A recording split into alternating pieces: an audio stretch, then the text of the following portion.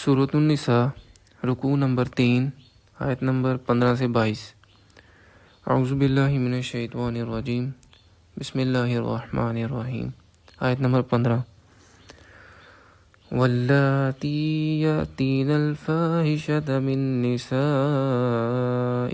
فاستشہدوا علیہن أربعة منکم فإن شهدوا فأمسكوهن في البيوت حتى يتوفاهن الموت أو يجعل الله لهن سبيلا۔ اور تمہاری عورتوں میں سے جو کسی بے حیائی کا ارتکاب کریں تو ان پر اپنے میں سے 4 گواہ لاؤ، پس اگر وہ گواہی دے دیں تو ان عورتوں کو گھروں میں بند کر دو یہاں تک کہ موت ان کو لے جائے یا اللہ ان کے لیے کوئی اور راستہ نکال دے، قید کی حالت میں ان کی زندگی کا خاتمہ ہو جائے۔ بدکاری کے متعلق یہ یعنی قید کرنا ابتدائی حکم تھا۔ بعد میں سورۃ النور میں حکم آ گیا کہ بدکاری کرنے والے مرد عورت دونوں کو 100 کوڑے لگائے جائیں۔ معلوم ہوتا ہے کہ یہاں ایسی لڑکیوں یا عورتوں کا تذکرہ ہے جو مسلمانوں میں سے تھیں مگر ان کا بدکاری کا معاملہ کسی غیر مسلم مرد سے ہو گیا جو اسلامی معاشرے کے دباؤ میں نہیں ہے۔ ایسی عورتوں کے متعلق یہ ہدایت فرمائی گئی کہ انہیں تاحکم ثانی گھروں کے اندر مجوس رکھا جائے۔ آیت نمبر 16۔ واللذان یأتیانها منکم فآذوہما فإن تابا وأصلحا فأعرضوا عنہما ان اللہ کان توابا رحیما۔ اور جو دونوں تم میں سے اس بدکاری کا ارتکاب کریں تو ان دونوں کو ایذا پہنچاؤ، پھر اگر وہ توبہ کر لیں اور اصلاح کر لیں تو ان کو چھوڑ دو، یقینا اللہ تعالیٰ بہت توبہ قبول فرمانے والا اور رحم فرمانے والا ہے۔ اگر بدکاری کا ارتکاب کرنے والے مرد عورت دونوں مسلمانوں میں سے ہوں تو دونوں کو اذیت دی جائے، یعنی ان کی توہین و تذلیل کی جائے اور مارا پیٹا جائے۔ آیت نمبر 17۔ انما التوبۃ علی اللہ للذین یعملون السوء بجہالۃ ثم یتوبون من قریب فاولئک یتوب اللہ علیہم وکان اللہ علیما حکیما۔ اللہ کے ذمہ ہے توبہ قبول کرنا ایسے لوگوں کی جو کوئی بری حرکت کر بیٹھتے ہیں جہالت اور نادانی میں، پھر جلد ہی توبہ کر لیتے ہیں، تو یہی ہیں جن کی توبہ اللہ قبول فرمائے گا، اور اللہ تعالیٰ باخبر ہے اور حکیم و دانا ہے۔ ایک صاحب ایمان پر کبھی ایسا وقت بھی آ سکتا ہے کہ خارجی اثرات اتنے شدید ہو جائیں یا نفس کے اندر کا ہیجان اسے جذبات سے مغلوب کر دے اور وہ کوئی گناہ کا کام کر گزرے، لیکن اس کے بعد اسے جیسے ہی ہوش آئے گا اس پر شدید ندامت طاری ہو جائے گی اور وہ اللہ کے حضور توبہ کرے گا۔ ایسے شخص کے بارے میں فرمایا گیا ہے کہ اس کی توبہ قبول کرنا اللہ کے ذمہ ہے۔ آیت نمبر 18۔ وَلَيْسَتِ التَّوْبَةُ لِلَّذِينَ يَعْمَلُونَ السَّيِّئَاتِ حَتَّى إِذَا حَضَرَ أَحَدَهُمُ الْمَوْتُ قَالَ إِنِّي تُبْتُ الْآنَ وَلَا الَّذِينَ يَمُوتُونَ وَهُمْ كُفَّارٌ أُولَئِكَ أَعْتَدْنَا لَهُمْ عَذَابًا أَلِيمًا۔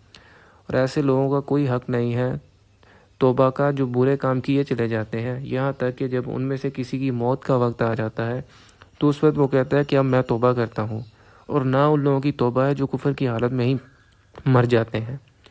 ایسے لوگوں کے لیے تو ہم نے دردناک عذاب تیار کر رکھا ہے۔ جو لوگ مسلسل حرام خوریاں کرتے رہتے ہیں، زندگی بھر عیش اڑاتے رہتے ہیں، وہ اگر موت کے بعد توبہ کرنا چاہیں تو ان کی توبہ کا کوئی سوال ہی نہیں۔ آیت نمبر 19۔ یا ایہا الذین آمنوا لا یحل لکم ان ترثوا النساء کرہا ولا تعدلوہن لتذہبوا ببعض ما آتیتموہن الا ان یاتین بفاحشۃ مبینہ وعاشروہن بالمعروف فَإِن كَرِهْتُمُوهُنَّ فَعَسَىٰ أَن تَكْرَهُوا شَيْئًا وَيَجْعَلَ اللَّهُ فِيهِ خَيْرًا كَثِيرًا۔ اے اہل ایمان، تمہارے لیے جائز نہیں ہے کہ تم عورتوں کو زبردستی وراثت میں لے لو، اور نہ یہ جائز ہے کہ تم انہیں روکے رکھو تھا کہ تم ان سے واپس لے لو اس کا کچھ حصہ جو کچھ تم نے ان کو دیا ہے۔ ہاں اگر وہ صریح بدکاری کے مرتکب ہوئی ہوں تو تمہیں ان کو تنگ کرنے کا حق ہے، اور عورتوں کے ساتھ اچھے طریقے پر معاشرت اختیار کرو۔ اگر وہ تمہیں ناپسند ہو تو بعید نہیں کہ ایک چیز تمہیں ناپسند ہو اور اس میں اللہ تعالیٰ نے تمہارے لیے بہت کچھ بہتری رکھ دی ہو۔ یہ بھی عرب جاہلیت کی ایک مکروہ رسم تھی جس میں عورتوں کے طبقے پر شدید ظلم ہوتا تھا۔ ہوتا یوں تھا کہ ایک شخص فوت ہوا ہے، اس کی 4-5 بیویاں تو اس کا بڑا بیٹا وارث بن گیا ہے۔ اب اس کی حقیقی ماں تو ایک ہی ہے، باقی ستیلی مائیں ہیں، تو وہ ان کو وراثت میں لے لیتے تھے کہ یہ میرے قبضے میں رہیں گی، بلکہ وہ لوگ اپنی ستیلی ماؤں سے شادیاں بھی کر لیتے تھے یا بغیر نکاح اپنے گھروں میں ڈالے رکھتے تھے، یا پھر یہ کہ اختیار اپنے ہاتھ میں رکھ کر ان کی شادیاں کہیں اور کرتے تھے تو مہر خود لے لیتے تھے۔ چنانچہ فرمایا کہ اے اہل ایمان، تمہارے لیے جائز نہیں ہے کہ تم عورتوں کے زبردستی وارث بن بیٹھو۔ جس عورت کا شوہر فوت ہو گیا وہ آزاد ہے، ادھر گزار کر وہ جہاں چاہے جائے، جس سے چاہے نکاح کر لے۔ نکاح کے وقت دیے گئے تحائف اور مال واپس لینے کے متعلق فرمایا جا رہا ہے کہ نکاح کے وقت تو بڑے چاؤ تھے، بڑے لاڈ اٹھائے جا رہے تھے اور کیا کیا دے دیا تھا، اور اب وہ واپس ہتھیانے کے لیے طرح طرح کے ہتھ کنڈے کے استعمال ہو رہے ہیں، انہیں تنگ کیا جا رہا ہے، ذہنی طور پر تکلیف پہنچائی جا رہی ہے۔ اگر کسی سے سری حرام کاری کا فعل سرزد ہو گیا ہو اور اس پر کوئی سزا دی جائے، مگر اس کی ایسی کسی وجہ کے بغیر عورت پر زیادتی کرنا جائز نہیں۔ خاص طور پر اگر نیت ہو کہ میں اس سے اپنا مہر واپس لے لوں تو یہ انتہائی کمینگی ہے۔ حکم دیا گیا کہ اپنی عورتوں کے ساتھ بھلے طریقے پر خوش اسلوبی سے، نیکی اور راستی کے ساتھ گزر بسر کرو۔ آیت نمبر 20۔ وَإِنْ أَرَدْتُمُ اسْتِبْدَالَ زَوْجٍ مَّكَانَ زَوْجٍ وَآتَيْتُمْ إِحْدَاهُنَّ قِنطَارًا فَلَا تَأْخُذُوا مِنْهُ شَيْئًا أَتَأْخُذُونَهُ بُهْتَانًا وَإِثْمًا مُّبِينًا۔ اور اگر تمہارا ارادہ ایک بیوی کی جگہ دوسری بیوی لے آنے کا ہو اور ان میں سے کسی ایک کو تم نے ڈھیروں مال دیا ہو تو اس میں سے کوئی شے واپس نہ لو، کیا تم اسے واپس لوگے بہتان لگا کر اور سری گناہ کے مرتکب ہو کر؟ اگر تم نے فیصلہ کر ہی لیا ہو کہ ایک بیوی کی جگہ دوسری بیوی لانی ہے تو عورتوں کو جو تم نے مہر دیا تھا وہ ان کا ہے، اب اس میں سے کچھ بھی واپس نہیں لے سکتے۔ آیت نمبر 21۔ وَكَيْفَ تَأْخُذُونَهُ وَقَدْ أَفْضَىٰ بَعْضُكُمْ إِلَىٰ بَعْضٍ وَأَخَذْنَ مِنْكُم مِّيثَاقًا غَلِيظًا۔ اور تم اسے کیسے واپس لے سکتے ہو جبکہ تم ایک دوسرے کے ساتھ صحبت کر چکے ہو اور وہ تم سے مضبوط قول و قرار لے چکی ہے۔ کچھ عقل کے ناخن لو، کچھ شعور اور شرافت کا ثبوت دو، تم ان سے وہ مال کس طرح واپس لینا چاہتے ہو جبکہ تمہارے مابین دنیا کا انتہائی قریبی تعلق قائم ہو چکا ہے۔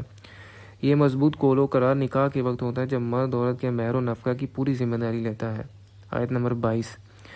وَلَا تَنْكِحُوا مَا نَحَكَ آبَاؤُكُم مِّنَ النِّسَاءِ إِلَّا مَا قَدْ سَلَفَ إِنَّهُ كَانَ فَاحِشَةً وَمَقْتًا وَسَاءَ سَبِيلًا۔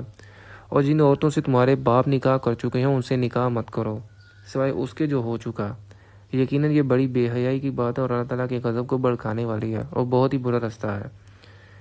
جیسا کہ پہلے ذکر ہوا، ایام جاہلیت میں ستیلی ماؤں کو نکاح کر کے یا بغیر نکاح کے گھر میں ڈال لیا جاتا تھا۔